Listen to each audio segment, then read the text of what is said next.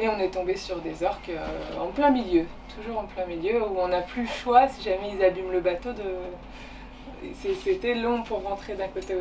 parti le matin et les orques sont venus plus tôt le soir. Et on s'est dit qu'est-ce qu'il a? Et en fait il y avait un énorme orque sous le bateau, le ventre en l'air, donc on voyait bien qu'il était tout blanc. Et جوج مناطق كبار في 40 عود. عرفتي الهيلم كتعطيك ديك الاحساس انك سايق باطو ديال بصح ماشي تيلر، كتعطيك الاحساس انك سايق فلوكه صاحبي سايق عنتر.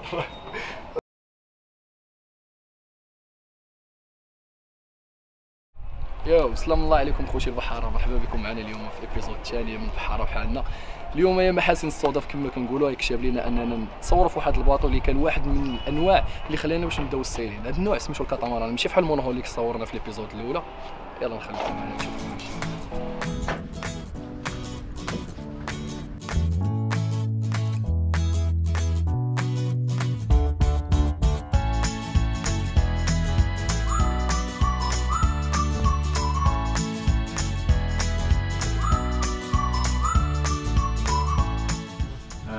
Just make yourself at home. Go look around. Thank you.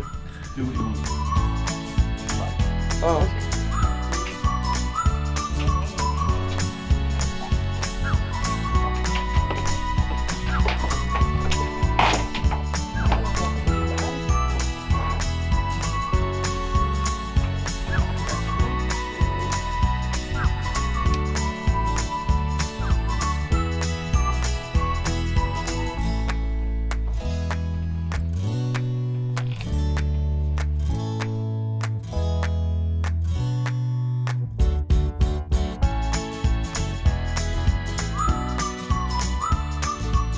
هذه هي النافيجيشن سيستم، هذا سميتو تشارج بلاتر، هو اللي كدير فيه كلشي، كيعطيك الخرائط، كيعطيك فين غادي منين جايك، تقدر تعرف البلاصه تزوم علات او تزوم على، المهم فيه سيستم متكامل. هذه البوصله الالكترونيه، كاين هنا بوصله ماغنيتيك كامباس. الونش هي اللي كتطلع كتجرب على الحبال باش تطلع الاشرعه ولا تهبطو. هاد الونش شو الكومباريزون اش قداش هاد الونش هادي هي اللي ملي كتوصل للاخر ديال السيل كتبدا تطلع الشراع ولا كتهبطو، كتوصل للاخر ديالو كيولي يجيك طلعه ديال السيل قاصحه، كدورو على هنا وكتركب هاد الونش وكدور. هادي النظام اليدوي اللي عندنا بحال اجي تشوف النظام الالكتروني الاوتوماتيكي، كتحل هاد البلاصه هادي وكتورك برجلك على هنا كيطلع الونش.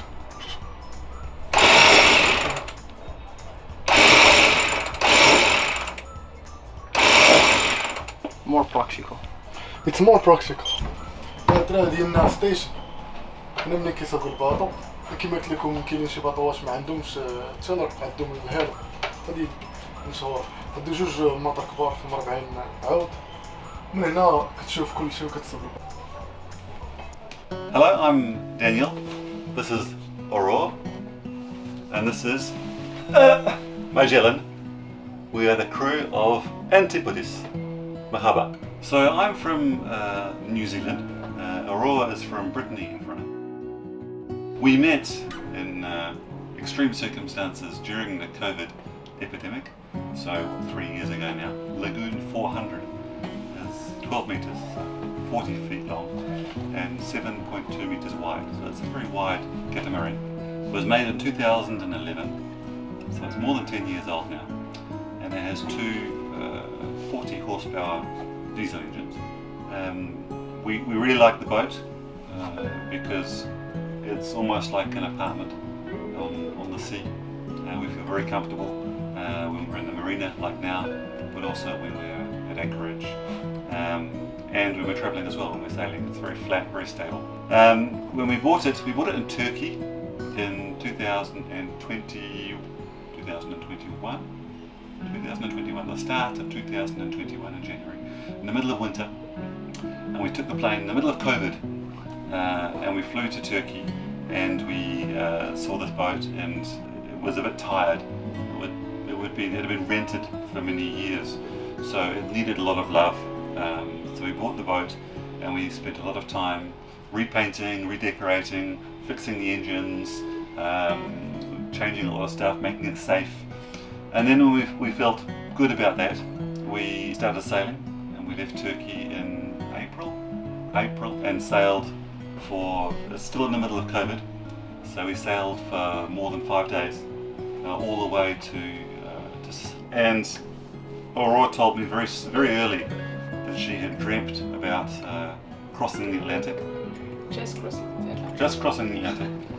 And together somehow we decided that we should go further and go to New Zealand. So our plan was to go to New Zealand and go to New Zealand quite quickly, like in one year roughly, one year and a half. That's what we still plan on doing. It's just we're taking a lot longer. So it's been more than 2 years. We haven't got very far, but we're taking our time and enjoying it. And so we started in Turkey, through Greece, through Italy, up to Sardinia and Corsica, up to France, then back down the coast of Spain, through the Straits of Gibraltar.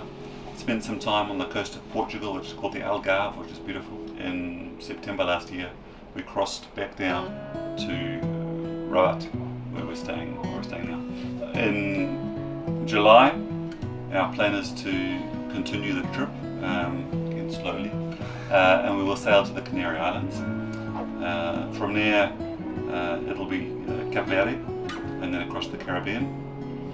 Then we're not really sure. It might be up the coast of the United States. We'd like to go to New York and anchor in front of the Statue of Liberty. But at some point we'll come back down, we'll go through the Panama Canal, down to the Galapagos Islands, I hope, and then through the Pacific, over to Fiji, and from Fiji down to New Zealand. It's going to take a while, but we have all the time. So if I was buying a boat to sail, I would buy a monohull. I love the way a monohull will lean and get the balance between the wind and the waves. It will cut through. It gives you the experience of it's a wonderful feeling, and even a small one or a big one, that sailing feeling, you don't have it in a catamaran. You get different feelings, but it's very distant. You feel a long way from the sea and from the water and from the wind. But to live, there's no comparison. We live here, this is our home, and we have, I mean, it's hard to find a monohull for less than, I don't know, $1 million. Yeah. But it is as comfortable as our boat, which costs a lot less than that. So I think it's a compromise between sailing and living, and we're doing more living than sailing. So that's why we chose. Yeah, it's always better to find a balance between the two. Is the monohull expensive? As the luxurious type of monohulls, is it more expensive than the catamaran? Well, it depends, because if you compare the catamaran to a 40-foot catamaran, you have to compare it to a 60 or 70-foot monohull. Oh yeah, because it's double hulled. Yeah. So that's kind of the same price.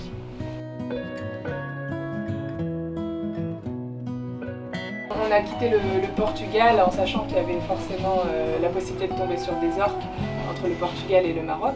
Et on est tombé sur des orques en plein milieu, toujours en plein milieu, où on n'a plus le choix, si jamais ils abîment le bateau, c'était long pour rentrer d'un côté ou de l'autre. C'était près de Gibraltar, je pense. À la sortie, vraiment, c'était perpendiculaire à la sortie de Gibraltar. On avait navigué déjà pendant... Un jour et demi. Non, un jour. Un jour. On est parti le matin, et les orques sont venus plutôt le soir. Et les orques, on les a pas du tout entendus arriver, hein. On était tranquille sur le bateau, il y avait très peu de houle, on était au moteur, il faisait beau. Et en fait, c'est Magellan qui s'est mis à grogner et à aboyer méchamment. Et on s'est dit, qu'est-ce qu'il a? Et en fait, il y avait un énorme orque sous le bateau, le ventre en l'air, donc on voyait bien qu'il était tout blanc. Et donc tout de suite, voilà, on a mis le bateau dans les mesures préconisées, on a descendu la grand voile, coupé les moteurs, coupé le pilote et jeté le pinger à l'eau. Let it go down, and you run it behind the boat, and that device emits ultrasonic, which is supposedly enough to drive away orcas. Fishermen use it to stop their catch being taken by dolphins and whales. So it's supposed to dissuade those activities, but it didn't really work for us. Un bateau une semaine plus tôt s'était fait attaquer au large de Porto, il avait fait beaucoup de bruit. Donc on a sorti avec des casseroles. On a fait la même chose, on a fait beaucoup de bruit avec des casseroles. On a mis la musique à fond jusqu'à faire trembler le bateau. Et ils se sont décalés un petit peu, mais ils restaient. Et ils restaient autour du bateau. Et c'était effrayant de voir ces animaux qui font la moitié du bateau, mais en même temps ils jouaient. Je pense qu'ils jouaient vraiment avec le bateau. Alors la pire expérience qu'on ait connue avec Antipodis, c'est en traversant de la Sicile pour rejoindre la Sardaigne. En plein milieu, on a rencontré un magnifique banc de dauphins qui a occupé toute notre attention à l'avant du bateau. Et pendant ce temps-là, il y avait une très grosse bâche en plastique qui est venue se loger dans une hélice d'un moteur et qui, en s'entortillant, chauffait le moteur. Il commençait à fumer noir, puis blanc, puis on ne l'arrêtait plus et on a vraiment cru que le bateau allait prendre feu. Il y avait une fumée phénoménale. On a réussi à stopper la fumée avant que le feu arrive, mais le moteur a complètement serré, grillé. Bon, peut-être alors accueillir nos familles à bord, mais on les a accueillis pour la première fois 5 mois ou 6 mois après avoir commencé. On avait envie de leur montrer notre mode de vie et eux ils avaient très envie de venir aussi voir ce que c'était. Je pense que ça les a émerveillés et rassurés aussi. C'est-à-dire qu'on n'était pas si fou que ça. Hein. Ça reste un mode de vie différent d'une vie à Paris dans un appartement. Mais c'est tout à fait possible. I agree. I think you guys are very brave. A little bit crazy, but just enough. Not too much, just the right amount of crazy. I think you're sensible. I don't think you take stupid risks. I think you will succeed, and I encourage you to keep the mindset even when it's difficult, because it will be difficult. There'll be times when you want to stop and you just want to go home or whatever. And keep the courage, and you'll be very happy you do when you succeed, and you will succeed. Thank you C'est so vrai much. que vivre en mer comme ça, c'est pas. Il y a des moments difficiles et des fois on se dit c'est pas tout le temps super. Il y a des moments où vraiment c'est difficile, c'est dangereux, c'est pas confortable mais on se dit que si c'était facile, tout le monde le ferait. Voilà. Et non, on se lance dans un challenge qui est pas forcément facile, mais qui nous offre la liberté et une vie extraordinaire. We always compare ourselves to our friends who are still living in apartments in Paris, or have ordinary lives with ordinary children, going to ordinary schools, doing ordinary jobs. And here we are with a life which is very, very different. Yeah. And we just made the decision to do it. It wasn't luck, it wasn't anything, it was just we decided we didn't want to live in that ordinary way and we wanted to do something different, and we made it happen. Yeah, well, you have one life to live, so it's better to live it different. Thank you guys for taking up your time and helping us share this culture of sailing with our people. So let's gather to take a picture. Hey. Woo!